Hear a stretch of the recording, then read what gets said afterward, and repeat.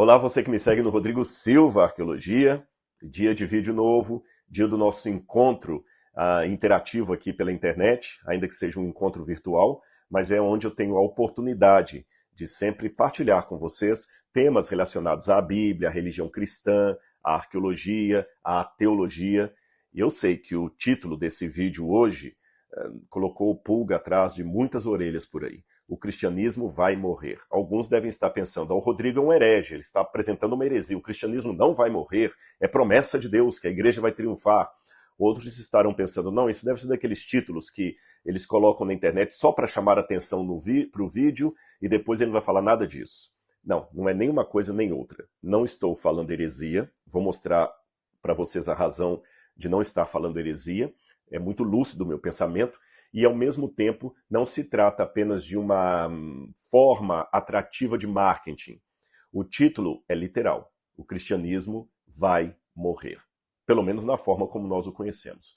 Esta é uma realidade que eu custei muito a aceitar, mas depois de refletir, orar a Deus, ver algumas situações sociais que estão acontecendo no mundo e ler a palavra com atenção nesses detalhes, eu cheguei realmente a essa admissão, repito, sem nenhum grau de alegria, de que o cristianismo vai perecer. Para eu chegar nas argumentações desse tema, deixe-me primeiro fazer alguns convites para você. Se você não é inscrito nesse canal, mas curte as coisas que eu apresento aqui, então vem o meu convite aqui. Por que você não se inscreve hoje? Venha fazer parte. É importante ter a sua inscrição aqui no canal do Rodrigo Silva Arqueologia. Também é importante você ativar o sininho de notificações e, se gostar, deixe o seu like. Também é muito importante para esse canal que você deixe o seu comentário aqui. Eu estou procurando, aos poucos, interagir mais com as pessoas ali. Alguns eu apenas ativo com like ali, o gostei, né, daquele comentário. Pode ter certeza, não é robozinho que ativa aquilo, não, sou eu mesmo. E alguns eu coloco uma frase, uma afirmação, alguma coisa assim, há pessoas que pedem oração, então eu estou procurando interagir. É lógico que como são centenas de comentários em cada vídeo, não dá para interagir com todos. Então, mesmo assim, eu quero estimular você a deixar aqui o seu comentário. Ele é muito bem-vindo. E pode ser que uma hora dessas eu consiga ler o que você escreveu aí e interagir com você, tá bem? Só peço a gentileza de sempre colocarem a sua opinião de maneira ética, respeitosa, especialmente com aqueles que pensam diferente de você. Está bem? E um outro convite que eu quero fazer, anote aí na sua agenda, eu estou reafirmando esse convite vários dias aí, porque é um evento especial que eu vou fazer agora no dia 22 de janeiro. A nossa equipe está trabalhando a mil, a todo vapor para esse evento. Ele será realizado em São Paulo. Jesus como você nunca viu. E eu tenho uma notícia ruim e uma notícia boa para dar para você. A notícia ruim é que o lugar, ali o auditório que foi alugado para fazer esse evento, já está lotado. Todas as inscrições que foram ofertadas já encheram, as pessoas já se inscreveram e já encheram o auditório. Não temos mais condição de colocar nenhuma cadeira lá. Por um lado, eu louvo a Deus por isso, foi muito rápido. Agora, por outro lado, havia muitas pessoas, mas eu quero participar, como é que eu faço para ir? Então a equipe tomou a decisão de transmitir pela internet o evento. É lógico, você não vai estar tendo o sabor de estar ali pessoalmente, presenciando tudo, mas você vai poder acompanhar da sua casa, tá bem? Agora anote isso e não esqueça, porque é muito importante. Para você poder acompanhar essa programação, você vai ter que clicar no link que eu vou deixar aqui no final desse vídeo, porque esse link vai falar para mim que você tem interesse e a nossa equipe vai mandar para você o link da transmissão. Então é muito importante ter a sua presença aqui, a sua inscrição aqui, tá bem? Quanto que eu tenho que pagar, Rodrigo? Não, para quem assistir de casa vai ser gratuito, você não vai pagar nada. Houve uma cobrança dos que estão assistindo presencialmente, até para ajudar também nos custos ali, mas para você que vai assistir de casa não vão cobrar nada. Então você pode assistir do Amapá, do Piauí, de Pernambuco, Minas Gerais, Bahia, até de fora do Brasil, se você estiver, tá bom? Então, no dia 22 de janeiro, será às 19h30, você vai entrar no link aqui, vai se inscrever e a gente vai mandar o link para você poder assistir o link do vídeo lá no dia. Você vai assistir ao vivo, tá certo? Dia 22 de janeiro, não esqueça. O Jesus como você nunca viu. Bom, então vamos ao assunto que eu falei que é o tema polêmico. Por que eu acho que o cristianismo vai morrer? Esse meu insight, ele começou a ocorrer a partir de várias situações que eu fui recolhendo ao longo desses anos, visitando outros países, especialmente países da Europa, e vendo como as igrejas estão cada vez caindo ali. Houve um casal de amigos que voltaram da Europa para o Brasil, e uma das razões pelas quais eles voltaram para o Brasil é na esperança de criar os seus filhos dentro do Evangelho. E o marido desse casal acabou falando comigo assim, olha, na Europa a situação está tão drástica que muitos colegas estão falando assim, o meu alvo, o meu objetivo é que o meu filho chegue na idade adolescente e adulto, pelo menos acreditando em Deus. Olha que ponto chegamos. Pais religiosos, frequentadores de igreja, que levam os filhinhos para a escola bíblica da Europa, estão chegando à conclusão que se o filho dele chegar à fase adulta crendo em Deus, eles já vão agradecer aos céus por essa bênção. Eles já nem cogitam mais a hipótese do filho ficar na igreja, porque eles já sabem que o filho vai sair da igreja. Olha que ponto.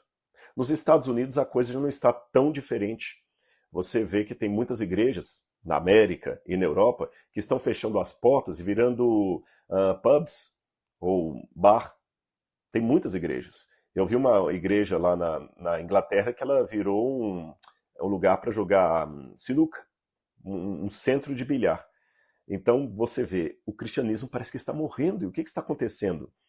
E para você não pensar que é apenas uma impressão gratuita de minha parte, tem um instituto, o Pew Research Forum, o Pew Research Center, é um fórum de discussões e é um centro de pesquisas sediado nos Estados Unidos, muito sério, que trabalha com pesquisa tabulada, pesquisa de campo, estatística, muito bem organizadinho, e dá dados muito importantes a respeito do cristianismo. Muitos alunos de doutorado que aplicam para a área de teologia aplicada, eclesiologia, crescimento de igreja, recorrem a dados que o Pew Center cria a partir das suas pesquisas, que eles conseguem divulgar, melhor dizendo, a partir das suas pesquisas. E eu tenho uma pesquisa aqui no meu computador, ela já tem alguns anos, ela não é tão novinha, ou seja, os dados que eu vou apresentar para você, que já são drásticos, já estou antecipando, são dados preocupantes, eles já estão desatualizados. Há dados piores do que o que eu vou apresentar aqui. Essa pesquisa, ela tem 310 páginas. Então, quer dizer, um calhamaço. E ali, o fórum percebeu, em primeiro lugar, que a proporção de cristãos no mundo, estou com ela aberta aqui, eu não vou ler as 310 páginas para você, só vou dar uma visão. A proporção de cristãos no mundo caiu de 35% para 32%.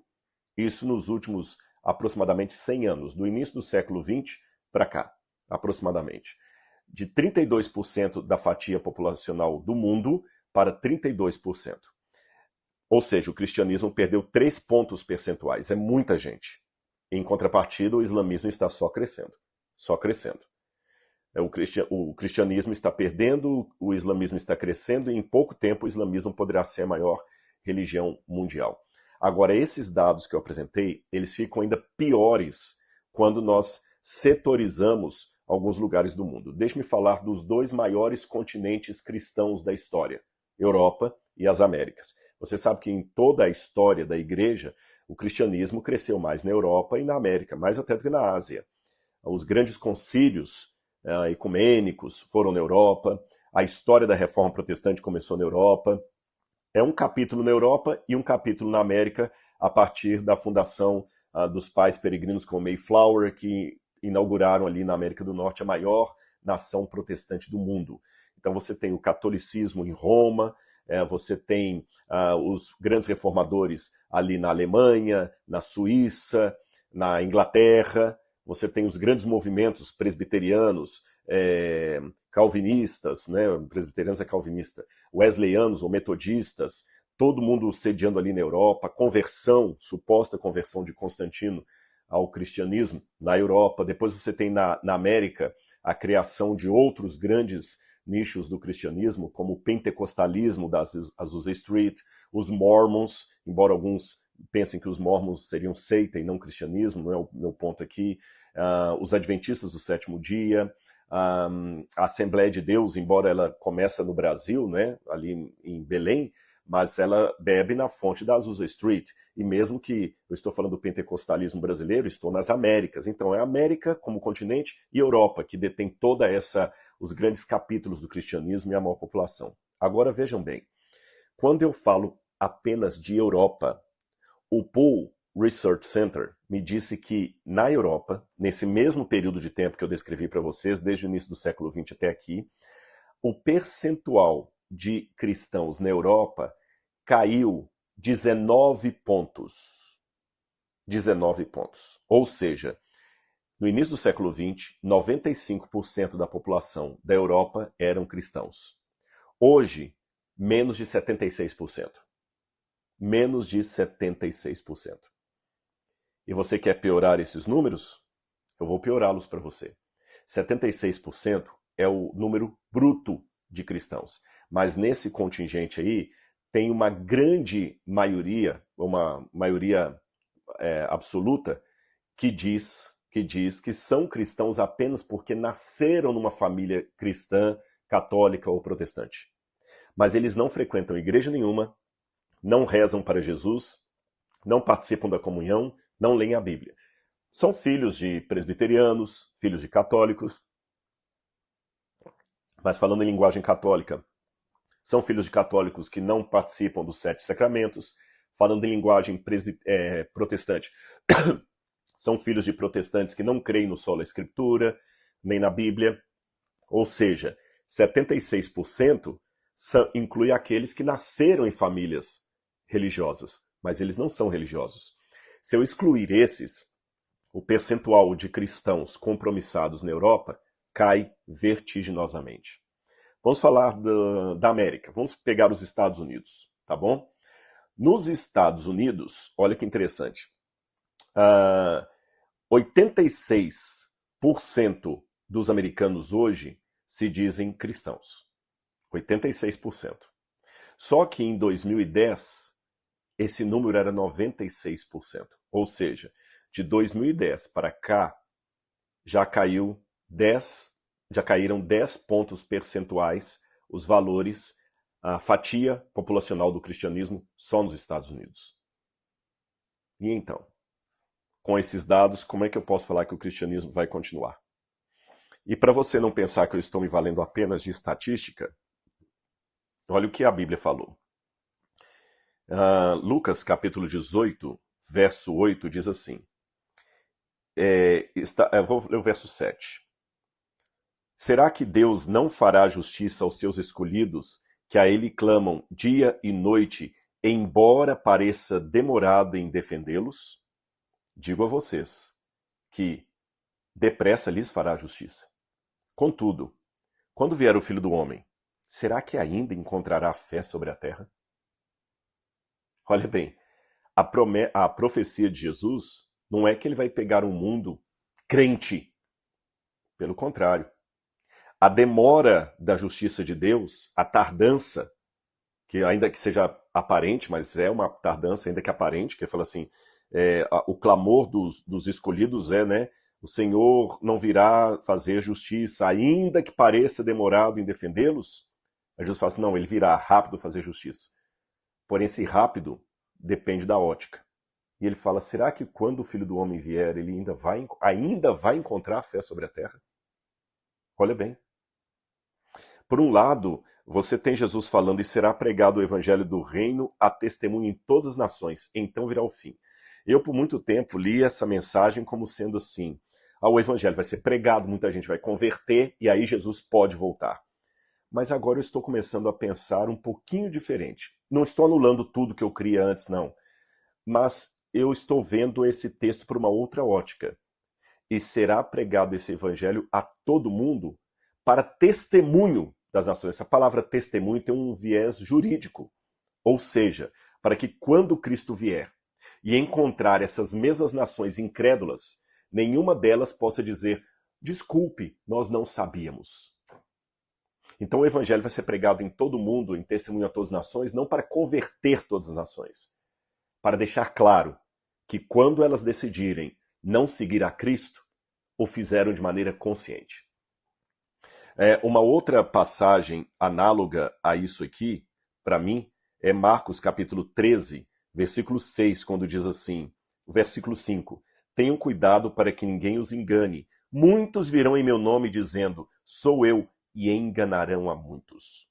Essas passagens, irmãos, me levam a crer que o tipo de fé que haverá no mundo no fim dos tempos não será a fé cristã pregada por Jesus. Essa fé cristã, como foi pregada por Jesus, será a fé da minoria, porque a maioria vai ter fé sim no anticristo. Então esse cristianismo, como nós conhecemos, baseado na palavra de Deus, baseado na fé, ele vai morrer. Ele vai morrer. Quando Jesus prometeu sobre essa pedra edificarei minha igreja e as portas do inferno não prevalecerão contra ela, temos que definir o que é essa igreja que ele está falando. Eu não estou mais convicto que será uma grande instituição mundial, com prédios, com canais de TV, estádios de futebol, tem algumas igrejas que têm até estádio de futebol.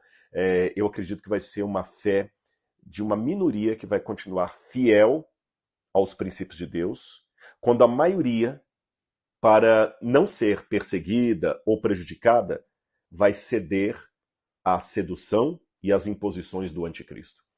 E curioso, ele é anticristo, ele não é anti-Maomé, ele não é anti-Buda, ele não é anti-Confúcio, ele é anticristo. E a palavra anti em grego, ela não tem apenas o significado de contra, como nós pensamos. Essa preposição anti em grego significa o contra que se coloca no lugar de. Então ele vai aparecer, ele vai aparentar ser Jesus. Não é à toa que uma das características da segunda besta do Apocalipse é que ela tem aparência de cordeiro, mas fala como dragão. A aparência de cordeiro, quem é o cordeiro no Apocalipse e também no Evangelho de João? É o próprio Cristo. Então ela tem a aparência do Cristo, mas ela fala como dragão. Aliás, se você fizer uma análise detida no Apocalipse, você vai perceber que o anticristo, ele imita a Cristo em todos os detalhes. Jesus aparece no início do Apocalipse capítulo 4 como sendo um cordeiro degolado, porém vivo, sentado no trono que lhe é dado por Deus o Pai. Depois a besta do Apocalipse aparece no capítulo 13, também com uma das cabeças degoladas, e ela se assenta no trono que lhe é dado pelo dragão. O Cristo verdadeiro sela os 144.000 na sua testa com o seu selo. A besta do Apocalipse também coloca uma marca na testa e na mão de todos aqueles que aderirem ao seu reino. E o reino e o mundo se tornou do nosso Senhor e seu Cristo, diz uma passagem da Bíblia. Outra passagem diz, e a terra se maravilhou seguindo a besta e dizendo quem pode pelejar contra ela.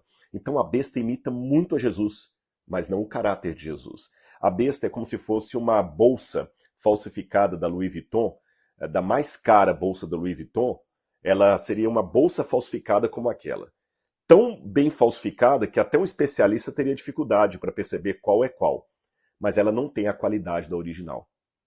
Ela não tem a qualidade, mas como tem a aparência, ela engana muita gente. E o diabo vai tentar enganar, se possível, diz a Bíblia, até os escolhidos.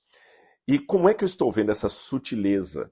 Através de alguns movimentos que estão surgindo dentro do próprio cristianismo. Veja, o que nós estamos vendo agora. Não é novidade que o mundo está hostil à mensagem cristã.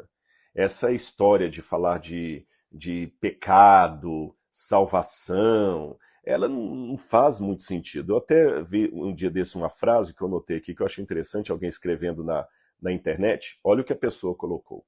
Pena que está anônima a frase, mas ela reflete para mim muito do que é dito hoje. Ela está em inglês, então vou traduzir para vocês. É muito fácil dizer hoje, Jesus morreu pelo meu pecado. Mas é mais difícil dizer, Jesus foi morto por se posicionar contra o mal.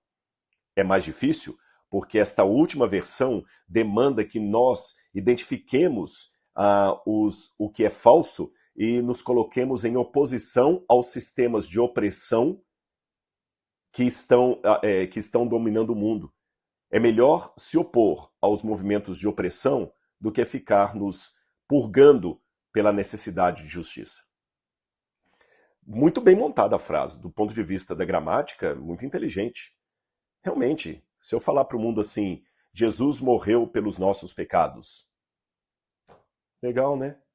Agora, se eu disser num grupo principalmente de pessoas de mente secularizada, de artistas, de influencers, de livre pensadores, Jesus foi morto porque se levantou contra o sistema de opressão que havia em seu tempo. Jesus foi aquele que teve a coragem de ser mártir porque enfrentou com força os opressores de seu tempo. Parece muito mais atual. Aí você equipara Jesus a um sabor mais palatável para a mente pós-moderna. Jesus é como se fosse um revolucionário, alguém que não ensinou os pobres a levarem desaforo para casa, que ensinou os pobres a se levantarem contra a classe opressora.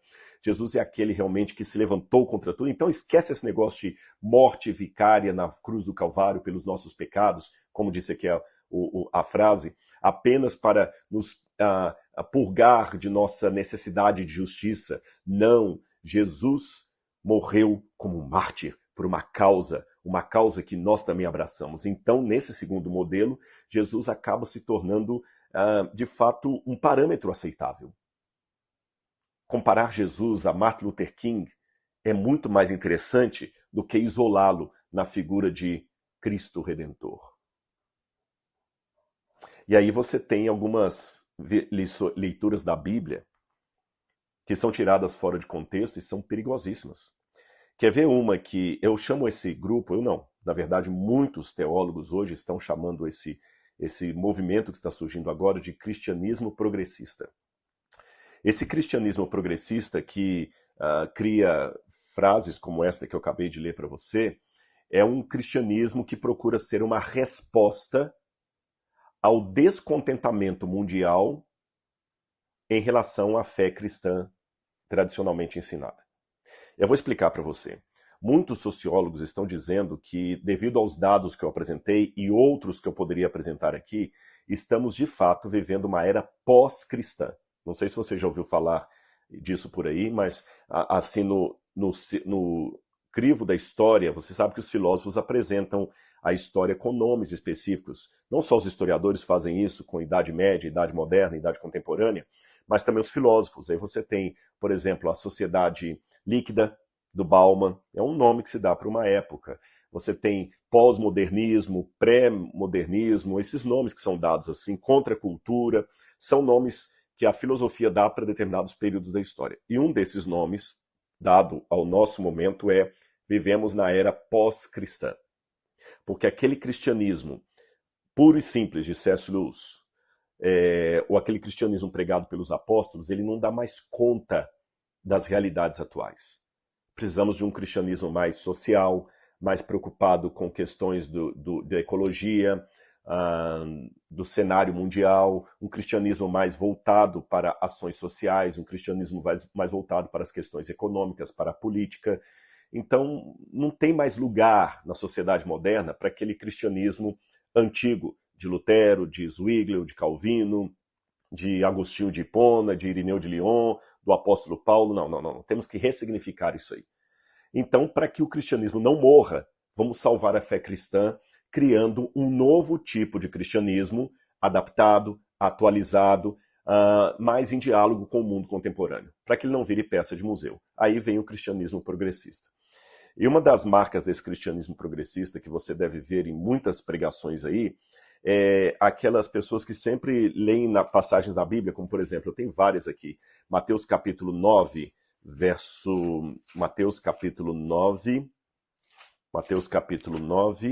versículo 11, que diz assim, preste atenção, Mateus 9, verso 11. Vendo Jesus e os seus discípulos, então os fariseus perguntavam aos discípulos de Jesus, por que o mestre de vocês come com publicanos e pecadores? Há várias passagens da Bíblia onde Jesus é descrito como alguém que come com publicanos e pecadores. Com base nesse jargão diversas vezes repetido na Bíblia, quase sempre na acusação dos fariseus, com exceção de uma vez ou outra em que Jesus falou, olha, publicanos e pecadores e prostitutas vos antecedem no reino. Então a leitura que o cristianismo progressivo faz disso aqui é, tá vendo? Jesus amava todo mundo. Jesus estava sempre comendo com publicanos e pecadores. Então eu, como pastor, eu como padre, não tem problema nenhum estar lá na balada tomando uma cervejinha com a galera da igreja, porque Jesus estaria ali também. Não há problema nenhum em aceitarmos coisas que os antigos condenavam, porque Jesus estava também, na época dele, indo na contramão da religião tradicional, institucionalizada. Aliás, falando até em religião, uma das marcas também do cristianismo progressivo é ser contra o rótulo religião. Jesus não pregou religião, ele pregou o reino. E o reino não é religião, não é instituição religiosa. Então não podemos ter religião. Só uma advertência aqui. Quando eu falo cristianismo progressivo, é lógico que esse é um nome generalizado, mas dentro desse papel tem muitas linhas de pensamento, algumas até contraditórias umas às outras, tá bem? Estou falando de uma maneira mais genérica. Mas uma grande parte de cristãos progressistas dizem, eu sou cristão, não sou religioso. Por exemplo, Jesus comeu com pecadores, então qual o problema de aceitarmos uma relação matrimonial que a Bíblia condena? Qual o problema de aceitarmos uma festa, uma balada, até um uso da maconha, por exemplo? O cristão pode aceitar maconha? Por que não? Isso é uma questão de saúde pública, não é questão de fé. O cristão pode... A gente não pode ficar nessas picuinhas de igreja, sabe? De roupa, de comida, de dia de guarda... bobagem tudo isso. É lógico que eu estou colocando de uma maneira aqui que nem todos se adequam. Tem muitos que vão falar, peraí, eu sou um cristão progressivo, mas eu não acho que podemos fazer tudo. Eu sei que alguns vão objetar isso, mas na prática eles acabam fazendo tudo. Por exemplo, nessa onda de Jesus aceitava todos, o cristão progressista, ele geralmente condena o condenar. A igreja não deve falar que isso aqui é proibido, que isso aqui é pecado, porque é proibido proibir. Por isso que os jovens estão afastando, que você já proíbe a masturbação dele, proíbe que ele fume uma maconhinha, proíbe que ele vá para balada, proíba que ele faça sexo antes do casamento, proíbe tudo.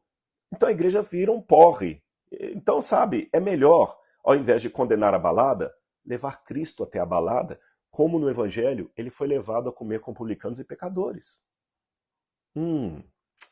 O problema de muitos discursos não é o que ele diz, mas é o que falta ser dito. De fato, a Bíblia diz que Jesus comia com publicanos e pecadores.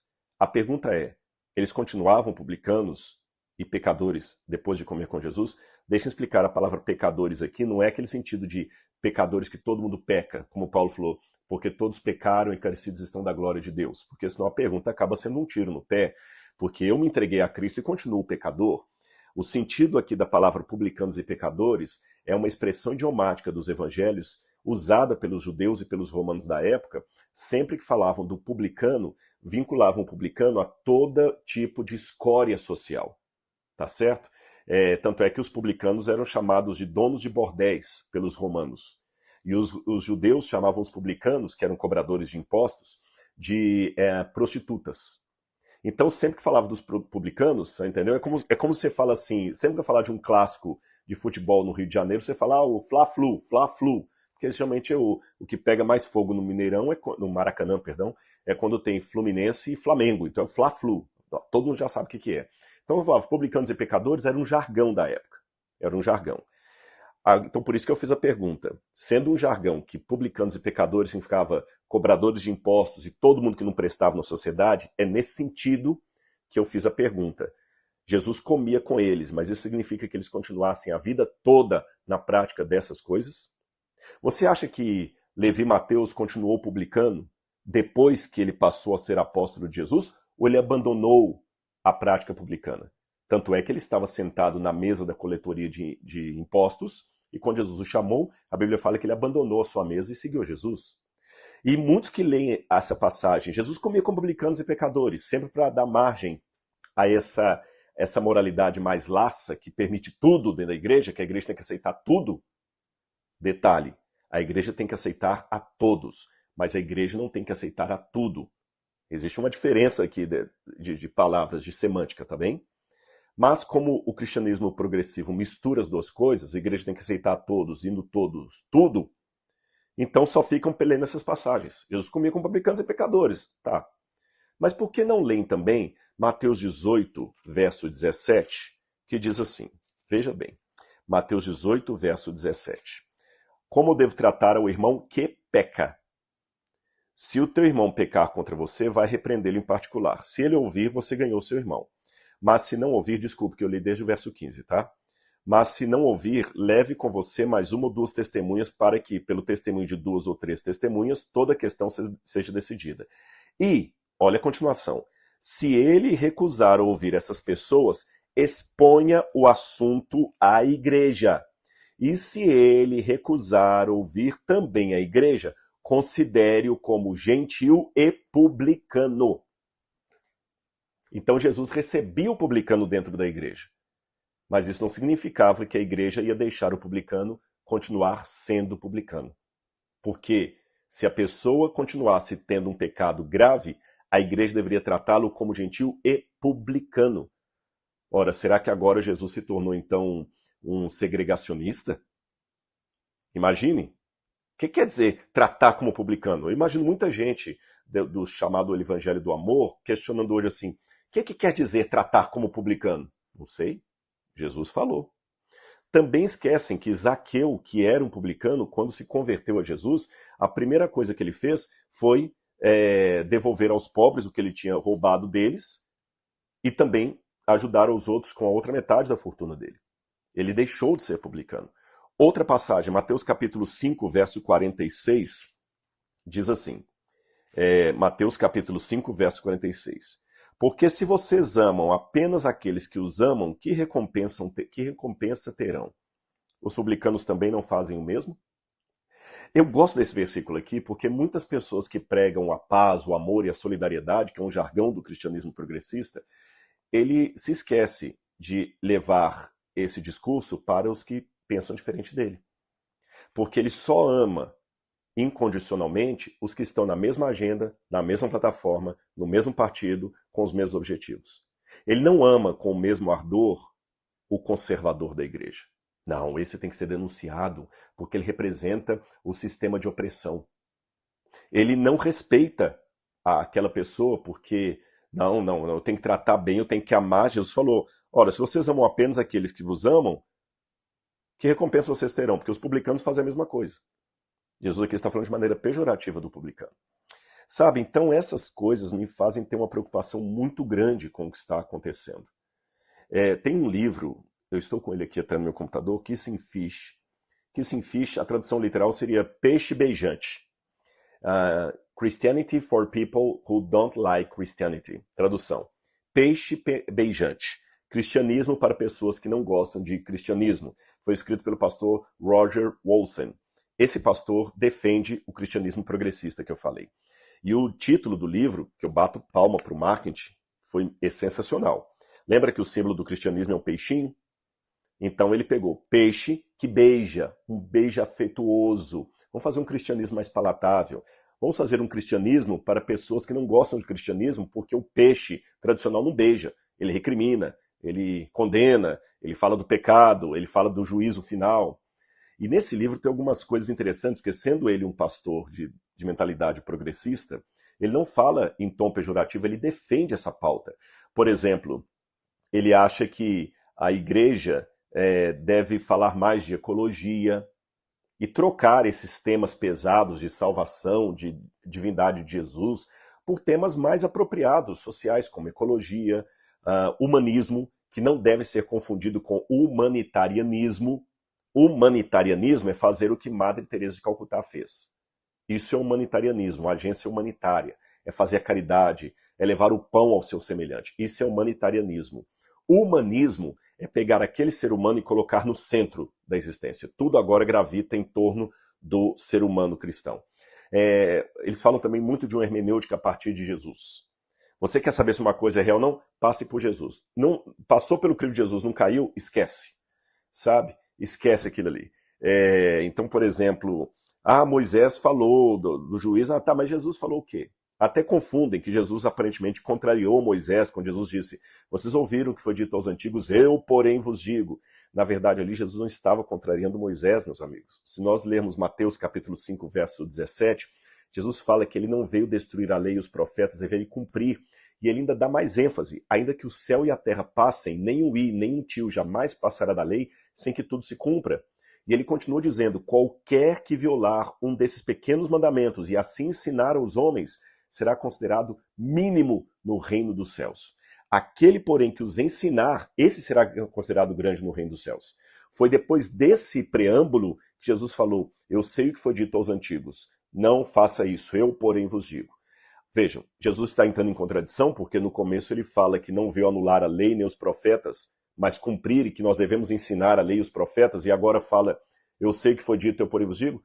Jesus aqui não está fazendo referência aos escritos de Moisés, mas à tradição oral dos rabinos. Você sabe que os judeus, desde a época do Segundo Templo, a época de Jesus, eles tinham duas tradições que ambas são formadoras de doutrinas no judaísmo. A tradição escriturística, a lei e os profetas, que nós cristãos chamamos de Antigo Testamento, e a tradição oral, a Pirkei Avot, a tradição dos pais, tá certo? Foi essa tradição dos pais que virou, a partir do final do primeiro século, início do segundo, o chamado Talmud, com a Guemará, a Mishnah, que hoje o Talmud é em grande parte o fio condutor do comportamento judeu. Muitos judeus hoje têm a sua fé baseada não nas escrituras, mas no Talmud, na opinião dos rabinos. O Talmud é a transformação por escrito daquela tradição oral que havia no tempo de Jesus. Então, quando Jesus falou assim, eu sei o que foi dito, ele não está se referindo ao Antigo Testamento. Mesmo que, aparentemente, ele fale de algo que está lá. Eu sei o que foi dito aos antigos, não matarás.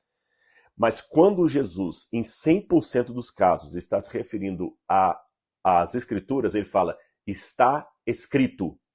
Está escrito. Quando ele fala, foi dito aos antigos, mesmo porque algumas das falas que ele diz aqui foi dito aos antigos, não está no Antigo Testamento. Está conforme a tradição oral. É a essa tradição oral que Jesus está questionando. Como ele falou assim, pela tradição de seus pais, vocês transgridem o mandamento de Deus.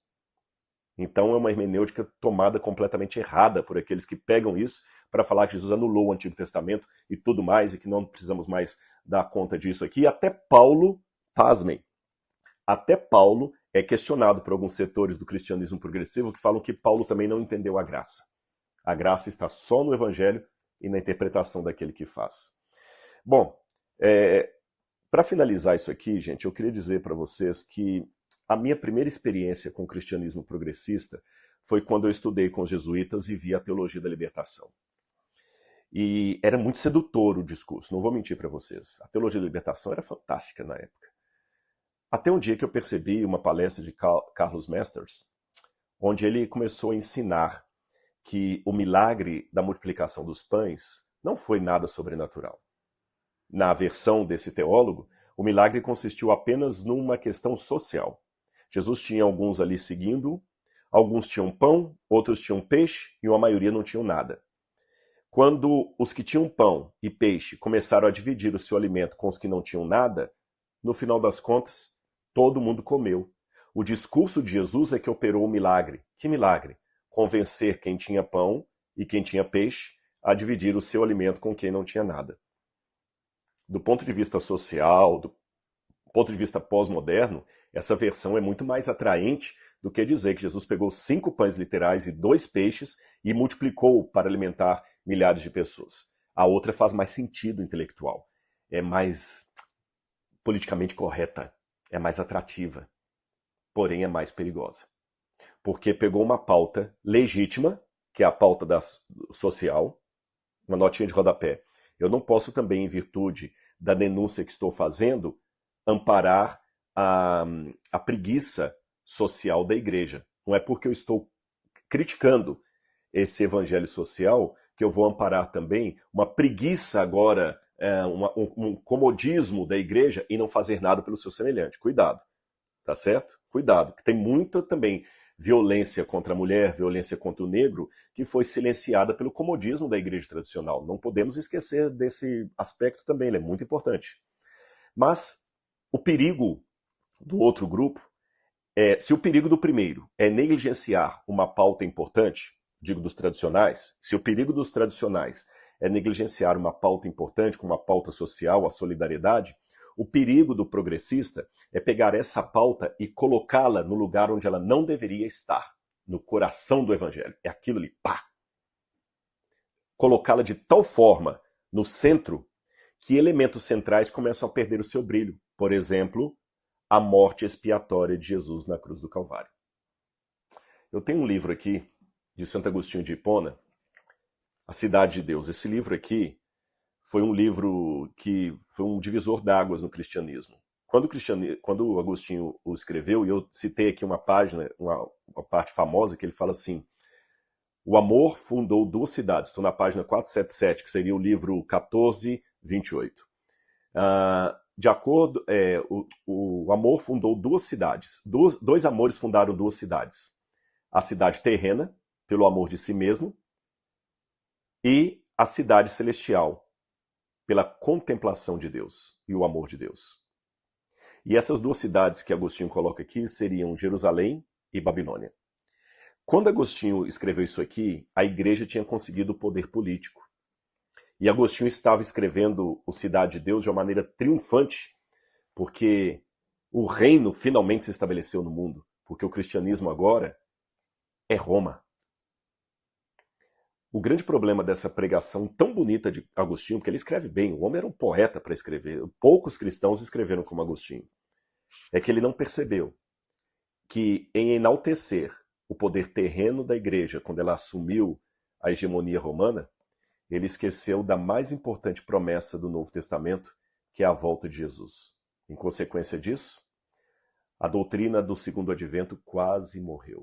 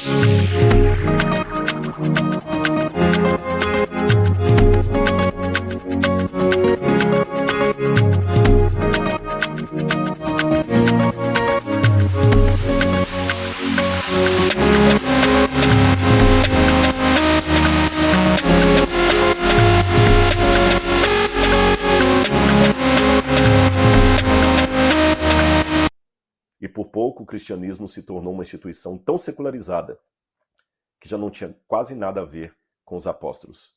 E você sabe o saldo devedor que isso gerou na Idade Média e início da Idade Moderna, com tantos mandos e desmandos em nome de Deus, na institucionalização da fé, que colocou a igreja no lugar onde ela não deveria estar. Veja, a igreja é um tema importante, mas quando a igreja foi colocada no lugar onde ela não deveria estar, criou-se um cristianismo institucionalizado e apostatado, que perseguiu e matou muitas pessoas na Idade Média. Assim como a igreja, embora tema importante, colocada num lugar errado, leva o cristianismo à heresia e à autodestruição, essas pautas que o cristianismo progressista quer elevar hoje em dia, também colocarão o cristianismo em apostasia e destruição, prontinho para receber o anticristo. Como é que eu termino essa minha fala preocupante? Sim, meus irmãos, o cristianismo vai morrer. Ele vai dar lugar a um outro tipo de cristianismo, do qual eu não quero fazer parte. Não porque eu sou ufanista, me acho melhor do que os outros crentes, não. É porque eu quero desesperadamente ir para o céu. Tenho a plena consciência dos meus pecados e do sangue derramado por mim na cruz do Calvário. E eu não posso me abster de pregar o Cristo crucificado e a volta do Cristo crucificado e ressurreto. Porque senão, o que será da minha vida? Eu espero que você também tome a mesma decisão. Não posso julgar ninguém. Não sei quantos farão parte dessa minoria que continuará fiel ao cristianismo apostólico. Eu só sei que, pela graça de Deus e não por méritos próprios, eu quero estar entre eles. Que seja a sua decisão hoje também. Principalmente quando o cristianismo estender suas mãos através do abismo e abraçar as correntes satânicas que vêm transfiguradas como anjos de luz. Que Deus abençoe você. Um grande abraço, até o nosso próximo encontro.